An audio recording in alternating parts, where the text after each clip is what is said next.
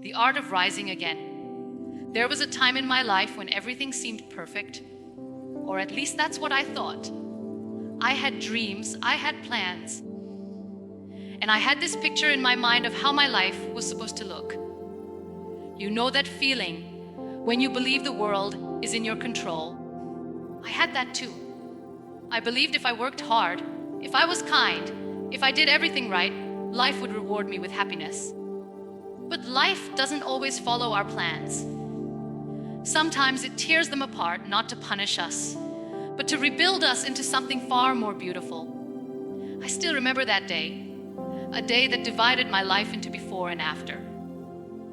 One moment I was full of life, laughing, dreaming, talking about the future. The next, I was lying in a hospital bed, surrounded by machines, unable to move, unable to feel my legs. The doctors came and said words I will never forget. You will never walk again. For a moment, I couldn't breathe. It felt as though someone had stolen not just my body, but my dreams, my confidence, my identity. I looked at myself and thought, this can't be me. I cried for days, weeks, maybe months. I lost track of time. I remember staring at the ceiling and asking God, why me? What did I do to deserve this? But you see, life has an interesting way of teaching you. Sometimes the lesson comes wrapped in pain, and sometimes that pain becomes the doorway to self-discovery. At first, I felt trapped, not just in a hospital bed, but inside my own body. Everyone around me kept saying, be strong, but no one could tell me how. How do you stay strong when you've lost everything you thought you were? Then one day, I realized that maybe I hadn't lost everything. Maybe I still had my voice, my thoughts, my creativity, my heart. Maybe I still had the power to choose, to live, to create, to rise. So I picked up a paintbrush. My hands trembled, but I painted anyway. I painted from my hospital bed, with the walls as my audience and the silence as my music. Every stroke became a piece of my healing. I began painting my pain into colors, my tears into art, my silence into expression. Through those colors, I learned something powerful. When you can't find the light, sometimes you have to create it yourself. As I painted, I realized that my body might be broken, but my spirit was still whole. The world calls people like me disabled. But I call it differently, able. Because when life takes away one ability, it gives you another. The ability to see, to feel, to understand in ways others might not. People often ask me, where did you find the strength to move on? And I tell them, strength doesn't arrive in the mail one morning. It's not something you wake up with. Strength is built brick by brick on the foundation of your pain. It's when you cry and still say, I'm grateful. It's when everything falls apart and you whisper, I will try again. There were nights when I couldn't sleep. I would stare at the darkness and wonder if my life had any purpose. But slowly, I learned that purpose isn't something you find in books or careers. It's something you become when you start using your pain to help others. I started sharing my story. At first, it was terrifying to sit in front of people and talk about my scars, my insecurities, my broken dreams. But I realized vulnerability isn't weakness, it's power. When you speak your truth, you give others permission to do the same. And one by one, people began telling me their stories of loss, heartbreak, failure, illness. And they said, because of your story, I didn't give up. That's when I understood. My pain had a purpose. Maybe that's why life breaks us, so we can help others rebuild. I learned that happiness is not about having a perfect life. It's about finding gratitude in the imperfect one you have. It's about looking at yourself in the mirror, scars and all, and saying, I am enough. There was a time I couldn't bear to look at my reflection. I would cover the mirror because I didn't want to see what I had become. But one day, I forced myself to look, really look. And I saw not a broken person, but a survivor, I saw someone who had faced death and chosen to live, and that changed everything. I stopped asking, why me? And started saying, try me. When I stopped running from my pain, I began to heal.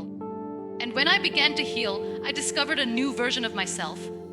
Stronger, wiser, softer, kinder. People often talk about courage as if it's loud, as if it's shouting from the rooftops. But courage can also be quiet. It's waking up every day and doing your best even when no one is watching. It's smiling through pain. It's forgiving when you could hate. It's choosing hope when everything around you screams despair. And that's what life is, a series of choices.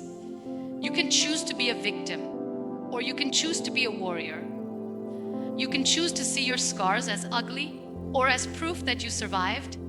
You can choose to see your challenges as punishment or as preparation. I chose to rise, not because it was easy, but because it was necessary. And if my story teaches you one thing, let it be this: no one's life is perfect. Behind every smile you see, there are stories of struggle. Behind every success, there are countless failures. And behind every strong person, there's a battle they fought in silence. So, if you're struggling today, if life feels unfair, please don't lose hope. You are not alone. The storm you're in will not last forever. One day, you will look back and thank yourself for not giving up. I may sit on a wheelchair, but I refuse to let it define me. Because strength doesn't come from standing tall. It comes from standing firm, even when life knocks you down. I've learned to love my imperfections. I've learned to celebrate the small victories. Like a smile after tears, a painting after pain, a new dream after loss. Because life doesn't have to be perfect to be beautiful. And when people ask me, what is the secret to happiness? I tell them, it's acceptance. When you accept yourself, truly, completely, no one can take your peace away. You don't need to wait for life to be easy to be happy. You can be happy now, in this moment, just by being grateful for the breath you're taking. I am not here to tell you that life will be easy. It won't. But I am here to tell you that you are stronger than you think. You might fall. Fall hard. But falling doesn't mean failing. It means you're human. And every time you rise higher with more grace, more wisdom, more light. So, the next time life breaks you, let it. Let it break the version of you that depended on perfection. Let it shatter your fears, your ego, your need for control. Because only when you're broken open can the light truly enter. And when it does, you'll see that your story, yes, your story, is a masterpiece in progress. Don't wait for someone to come and save you. Be your own hero. Be your own inspiration. Create your own sunshine. You might be sitting in darkness right now, wondering if there's a way out. I promise you, there is.